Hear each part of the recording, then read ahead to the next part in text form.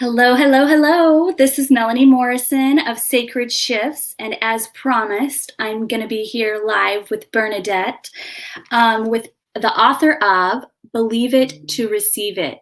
So super excited. I'm just going to have her come on in and introduce herself, and we'll just connect.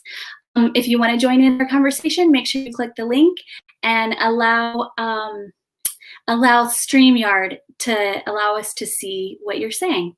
Talk soon. Bernadette, hello. Hello. Well, come. Why don't you go ahead and introduce yourself? I'm Bernadette Rodebaugh, the Miracle-ologist. Okay. And so tell me a little bit about your why, like why you do what you do, why you wrote a book. Well, I wrote the book because I wanted to give tools to people to call in their miracles, because when you're going through really hard time in life, you just freeze up and you can't think about what I should do next. Spiritually, mentally, physically, spiritually, it doesn't matter. You kind of get that deer in the headlight look. What do I do? And so I wanted to give everyday tools you can use to help call your miracles in, to help you through those tricky times. Because when I was going through rough times, I didn't have nobody, and I didn't have anything. And so I wanted to create something for other people. So tell me a little bit more about that. Like I imagine that you don't just wake up one day and think, "Oh, I'm going to be a miracle-ologist and I'm going to write a book." No. So can you just tell me a little bit about like that journey? What brought you here into this moment? Sure. So about 21 years ago, I had entered severe depression and anxiety after the birth of my son, and then numerous health problems after that. And doctors were just like, you got to learn to live with it. We've done everything we can. And I decided that wasn't good enough. And so I started investigating and looking inside for inner guidance. What is my next best step? What can I do? Every step led me to the next best step, to the next best step, to feeling better, to where I wanted to get, and knowing what to do next. So that was 21 years ago. And then 7 years ago, I just was so miserable at my job. I just quit and decided I was going to do soul searching to figure out what I need to do with my life. And that's when I was guided to write a book. And that's what got me here. It was never a thought before then that I should write a book. But now I can see that everything I went through was also to help other people. So they have tools to use and they're not lost and lonely like I was. So where do you think you hit your big aha moment? I think we've all reached moments or times or periods of our life where we feel like there's nothing that we can do is good enough, and life just keeps pulling us down and down. Where do you feel like there was that shift between feeling really heavy, feeling like there wasn't hope, to like this big wake up, this big aha moment? What was that really caught your attention and helped you shift into that new space? So it was the book, Healing with the Angels. So that was the first book I'd ever read about anything to do with angels. And I was at the point where I didn't even know if I believed in God. I didn't believe in God, let alone angels. And so finally I decided, well, I got nothing to lose. I might as well just talk to them like the book suggests, and ask them for guidance. And, I literally said, I don't know if I believe in you, but I need help.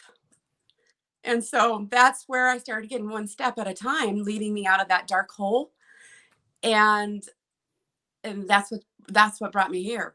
So even when you don't believe and you ask for guidance, you can still receive guidance.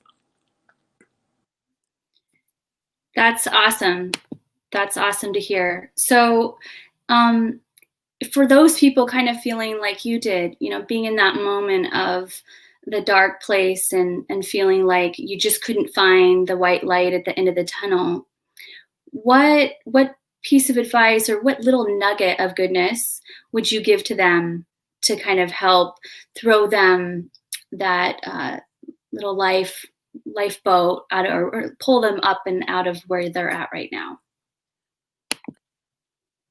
Well, it's funny because something comes to my mind that particularly uh, what a motto, like I use different mottos every week. And this motto for this week is let go and let God.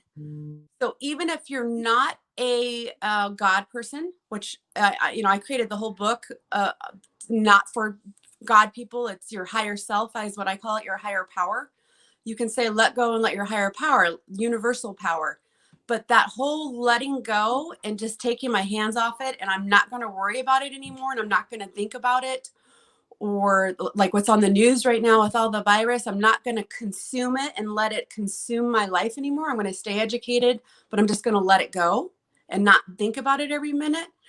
Really brings this calming, controlled feeling come over that I am in control of me and what happens to me, and just knowing that you're guided to your next best step, and wherever you go, you're guided and protected. So let go and let God is what I'm personally doing right now, and I think that would help a lot of people with what's going on with the world right now, is to just let it go. Don't let it consume you, and just ask for that next best step, that guided, which store should I go to today?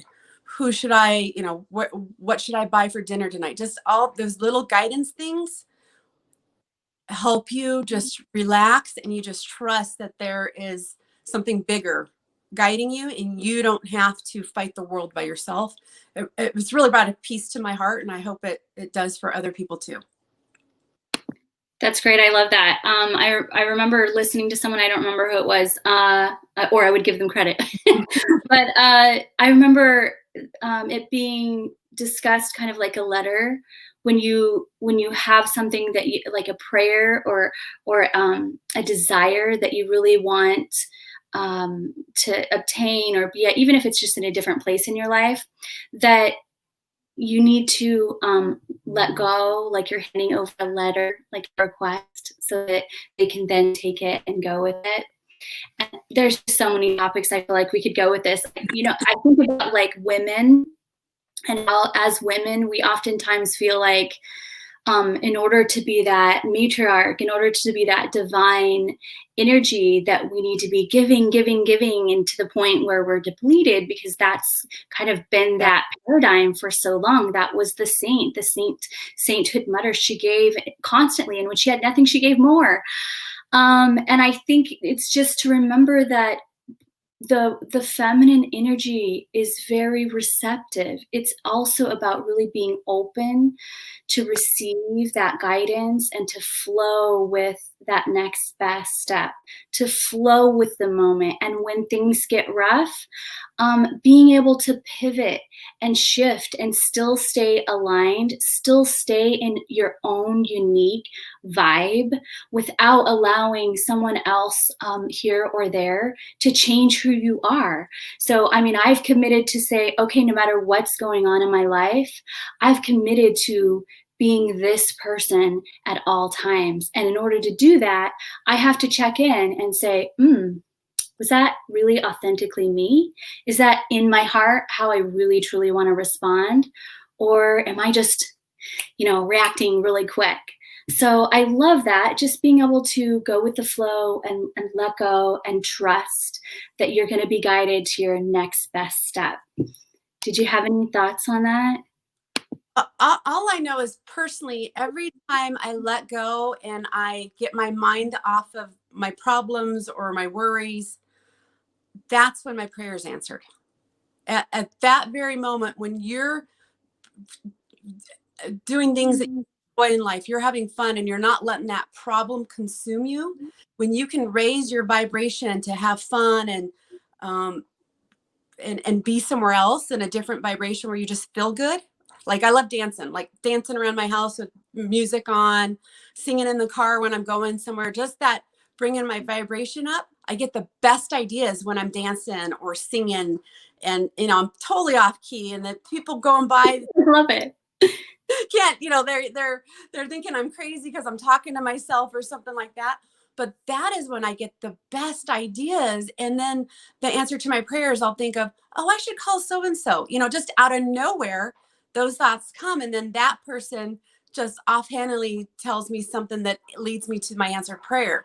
So that's why you got to let go, is because you can't receive your answers. You can't receive these miracles when you're worried and consumed and stuck. That's very low vibrating energy, and it's very heavy, and it's hard to receive answers when you're in that spot. So that's the only thing that comes to me, is that you'll start to receive your messages when you're feeling good and not worried about your stuff. I love that so much. Well, I'm really glad that we could make it here today. Let me see if I can get us both on here. This was really fun. Can you just show us your book and just tell us a little bit about kind of what you have going on, and if people feel like they need that extra lift and want to experience coaching with you, how can they reach you, and what you got going on? Thank you, girlfriend. Believe it to receive it. Activate the miracles waiting for you. I'm just now getting everything started, so everybody's right here on the cusp. So I love being with you, Melanie, and talking to everybody right now. My website is themiracle-ologist.com, and that's where my information is. If you want to get with me to do readings, or you want to find out where to get my books, just go there. You want a little connection with some positiveness. It tells you where to reach out for my Facebook page and all that type of stuff. So just to help lift each other up. That's what I'm all about. Let's share the good vibes. Awesome. I love that. I feel like when all of this happened, I wasn't sure if I wanted to go live or even like do anything on Facebook, because I thought, oh my goodness, there's just so much negative going on. Like, what if I say the wrong thing, to upset somebody? Now I can't talk about topics. But, I feel like with my work, it created for me more of a gap. Like, I saw a gap. I saw that everything and every moment is consumed by the reality of the struggles that we're dealing with in 2020. And I feel like I want to make my life, my experience, sacred. I want that not to be so consumed with everything happening around me, whether it be the elections or just there's so many. I don't even need to name off. Like, just say 2020, you know what I'm talking about. But I think that not to always be so consumed by it, so consumed that I can't feel the breeze on my face when I go for a walk. I can't hear my son's giggle, when he has something to say. I want to honor those moments where we're spending energy just talking about how we feel, talking about how we want to be aligned and how we want to connect in love, and talking about what energy we want to bring. So yeah, when I saw that gap of all this stuff going on, I thought, let's bring in what's missing. And I think a space where we can chat and connect and really meet at the essence of who we are. We are all a common thread, and meeting here with you was the first step. So I want to thank you so much for joining me on our first broadcast of Wise Wednesdays. And so if you want to connect with me, I am in Vibes Up. I have a group called Vibes Up. Go ahead and come and connect there. I also have an event for this full moon. If you want to get in touch with me, it's melaniemorrison.info.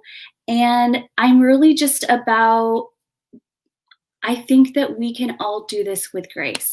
I think we can all move forward and stand in our integrity and keep going and just keep swimming.